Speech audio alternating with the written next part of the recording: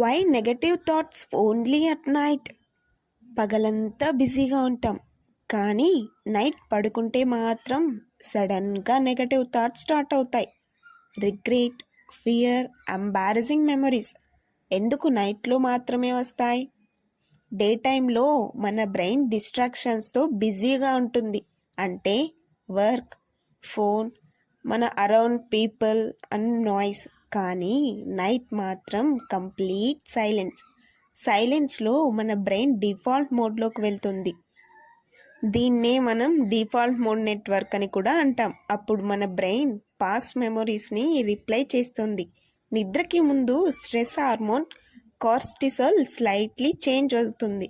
Energy తగ్గిపోతుంది and emotions స్ట్రాంగర్గా feel అవుతాయి. అందుకే స్మాల్ ప్రాబ్లమ్స్ కూడా పెద్దదిగా అనిపిస్తుంది. కానీ అది వీక్నెస్ కాదు, అది మన బ్రెయిన్ క్లీనింగ్ ప్రాసెస్ అన్నమాట. డేలో కలెక్ట్ అయిన థాట్స్ని ప్రాసెస్ చేస్తుంది. So next time negative thoughts వస్తే భయపడకండి. అది డార్క్నెస్ కాదు, అది మీ మైండ్ రీసెట్ అవుతుందని అర్థం. Please do like, share and subscribe.